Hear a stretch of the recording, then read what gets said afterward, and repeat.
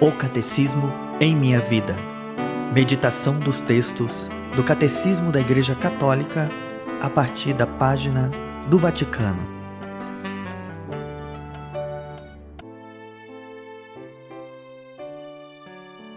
A paz do Senhor Jesus. A profissão da fé. Eu creio, nós cremos.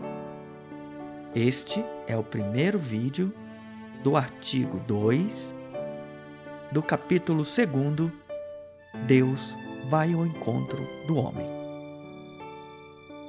Vinde, Espírito Santo, e renovai em mim o amor e a salvação. Artigo 2. A transmissão da revelação divina.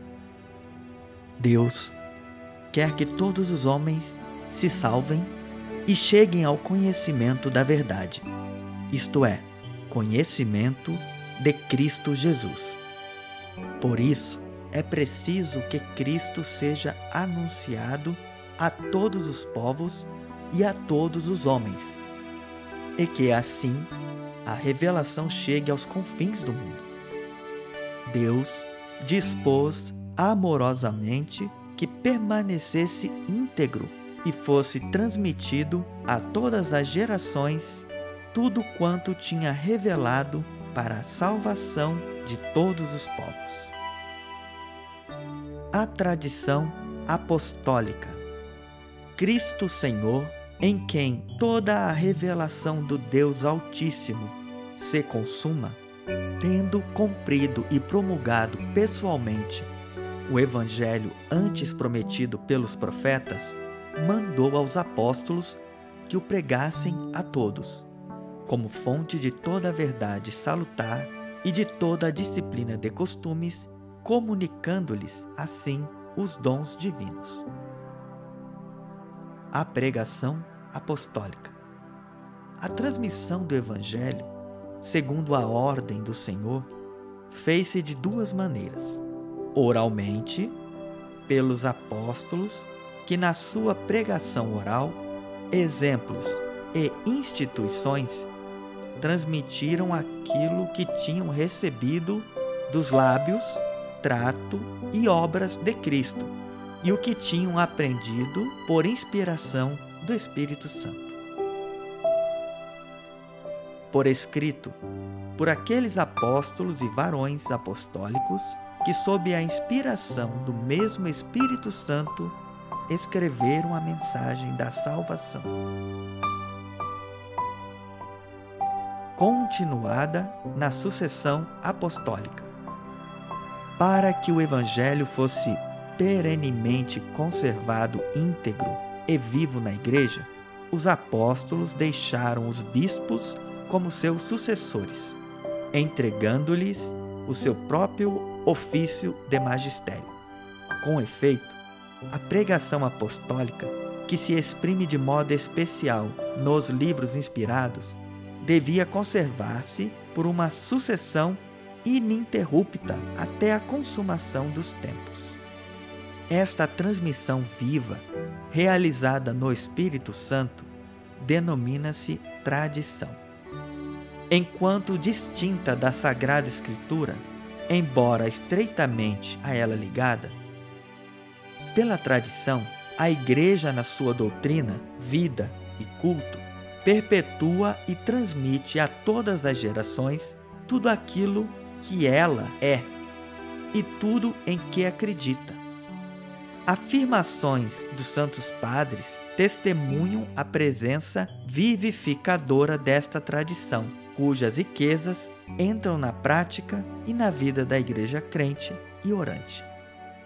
Assim, a comunicação que o Pai fez de si próprio pelo seu Verbo no Espírito Santo continua presente e ativa na Igreja.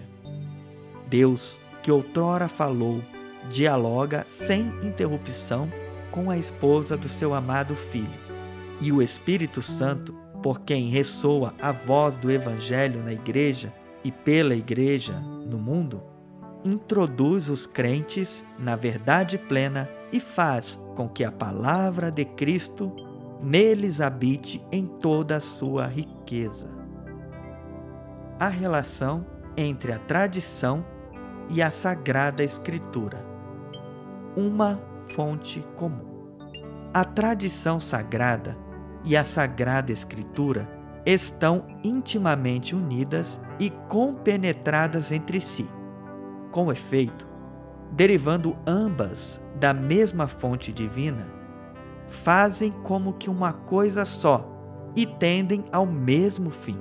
Uma e outra tornam presente e fecundo na Igreja o mistério de Cristo, que prometeu estar com os seus, sempre, até ao fim do mundo.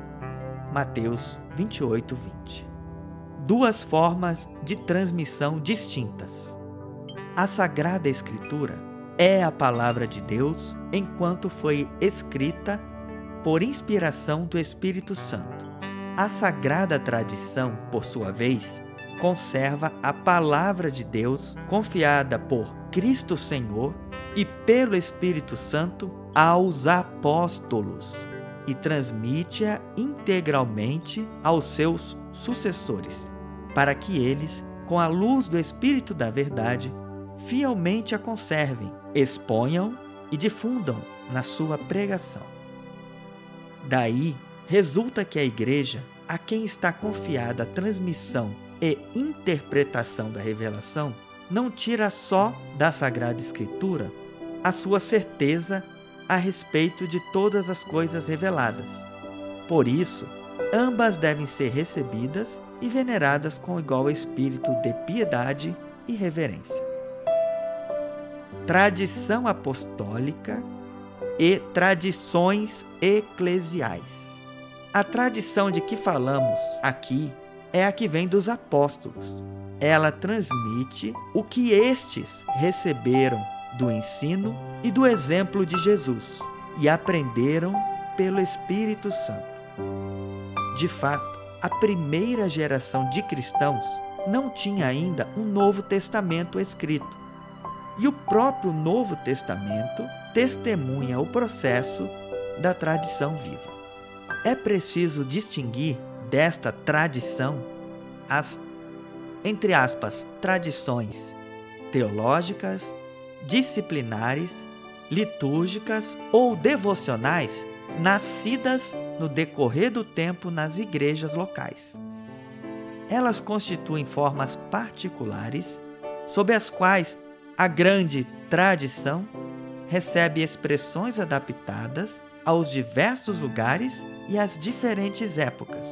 É à sua luz que estas podem ser mantidas, modificadas e até abandonadas sob a direção do magistério da Igreja. Até o próximo vídeo. Deus abençoe você.